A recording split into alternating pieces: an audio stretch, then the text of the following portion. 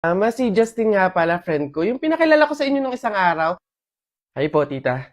Dito siya matutulog. Gagawa kami research. Ay, sus! Best friend, best friend. Tapos may maririnig akong ungol sa madaling araw. Mama, nakakaya kay Justin. Nako, Jennifer. Mama! Umayos ka, sinasabi ko sa'yo, ha?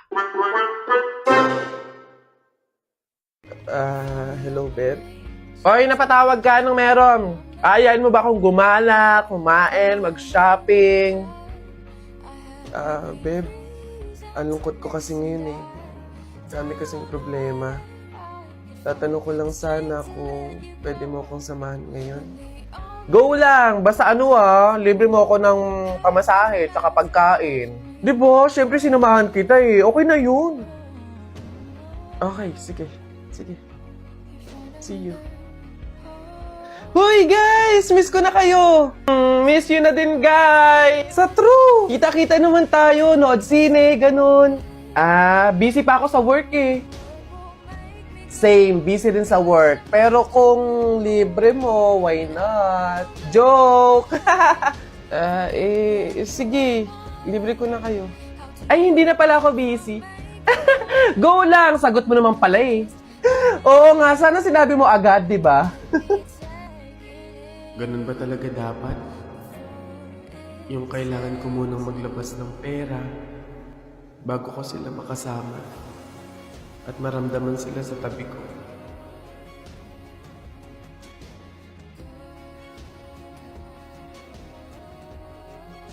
Ayan. Beb, tara, pasok ka. Beb, pagpasensyahan mo na yung bahay namin, Maliit tsaka makalat. Beb, ano ka ba? Ako na nga itong naki-overnight to. Aarte pa ba ako? O siya, dyan ka muna ha. Aayusin ko muna yung higaan natin. Nay, gutom na nga po ako. Anak, wala pa nga ang tatay mo. Hindi naman nakatanggap ng labada si nanay, kaya wala pang pang-budget ngayon. Konting tiis lang muna, anak, ha? Hello? May tinapay ako dito, oh. Gusto mo? Sa'yo na lang. Masarap yan. Salamat, ate.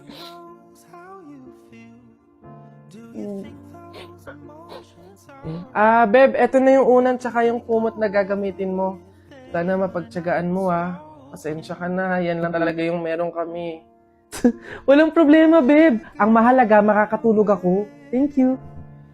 Beb, tara, kain muna tayo bago matulog.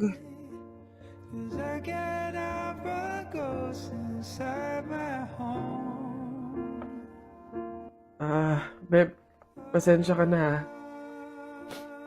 Mantika asin lang yung ulam namin ngayon eh.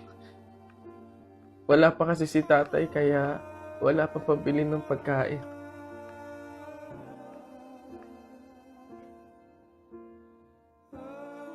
Sobra akong nahihiya sa'yo, Beb. Beb, ano ka ba? Magkaibigan tayo, Hindi para i-judge kita. Mahirap naman talaga yung buhay. Minsan nasa baba tayo, to the point na talagang walang-wala na. Pero ang mahalaga, hindi yun palagi. Dadating din talaga yung panahon na nasagana tayo. Kaya na tayo?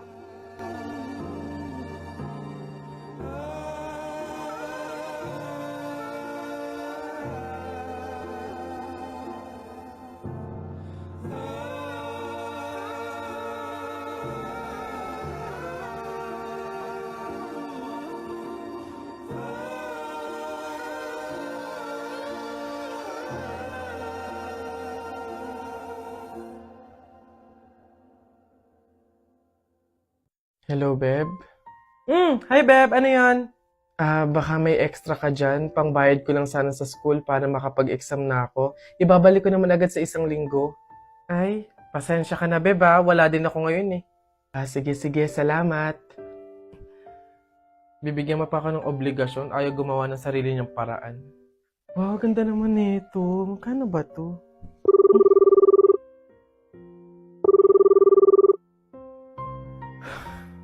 Hello, Beb.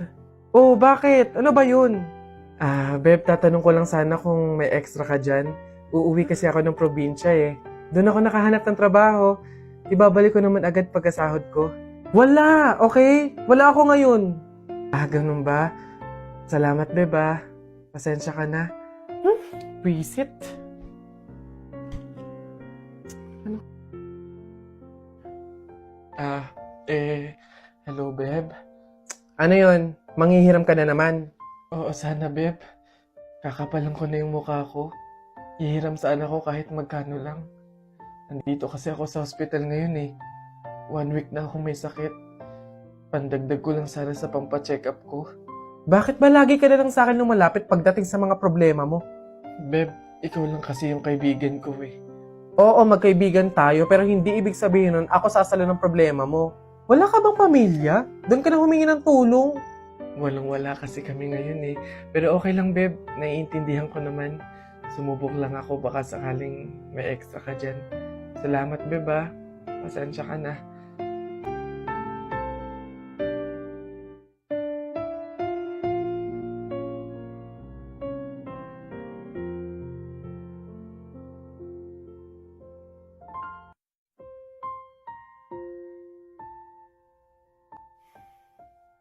One week nang hindi online si Jennifer, ah.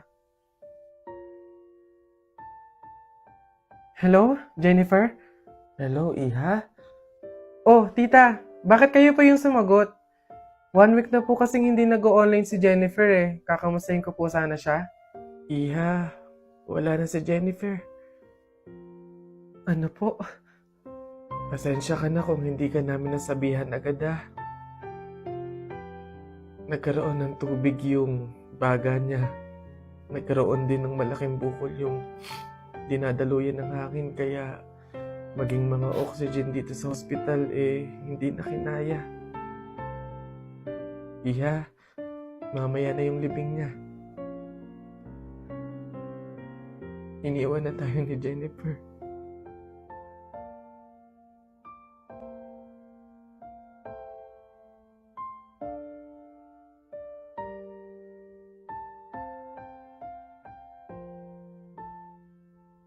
Uy, Cheryl, thank you so much sa pagbisita ha. Nag-enjoy talaga ako buong araw, promise. Welcome, Beb, at salamat naman sa pagpapatuloy mo sa akin ha. Una na ako ha, bye! Bye, ingat!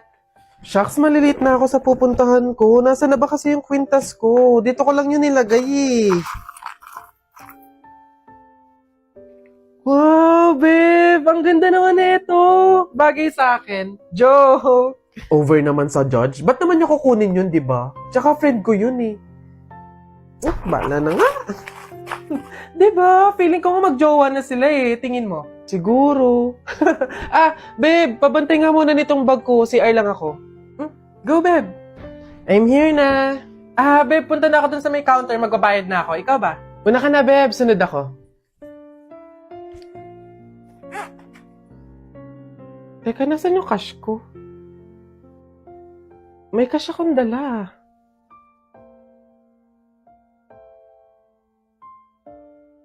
Hindi kaya... Pero imposible eh. Imposible talaga. Kaibigan ko siya eh.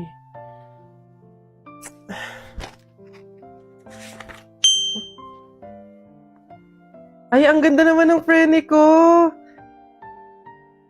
In fairness. Teka. Kwintas ko ba to? Hello, Cheryl? Nakita ko kasi yung story mo eh. Huwag kang magagalit ha, pero umamin ka nga sa akin. Kwintas ko ba yung suot mo? Babe, sorry ah. Siguro baka naiinggit lang ako kasi meron kang mga bagay na hindi ko mabili.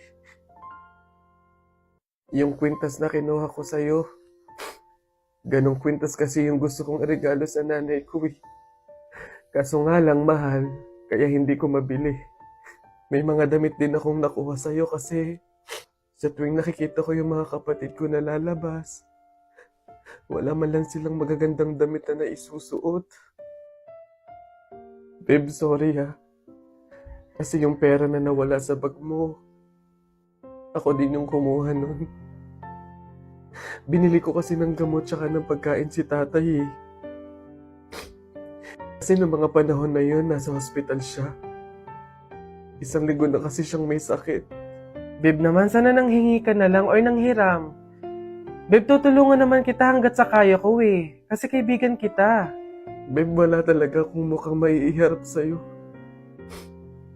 At wala akong ibang masabi kundi patawad. Kasi sa kabila ng pagkakaibigan natin nagawa ko pa yun sa'yo. Pero nangangako ako na kapag ako nakaluwag-luwag, maiibalik ko din lahat yun sa'yo. Alam mo, ang hirap naman talaga ilaban ng buhay tsaka ng mundo eh. Ang daming mga kasamaan, pagsubok, kahirapan. Darating talaga sa punto na idadapa ka ng mga yun. Pero sa kabila ng yun, kahit hindi na natin alam yung gagawin natin, piliin pa din natin lumaban ng patas.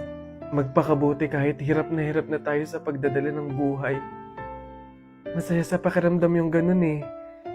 Basta lagi nating tandaan na walang masama sa paghihintay. May kapanahunan lahat ng hinihiling natin. Iba't ibang klase ng member sa thesis. So, ayun guys. Sana clear na sa inyo yung bawat parts ninyo Meron ba kayong tanong or any suggestions? Ako, leader.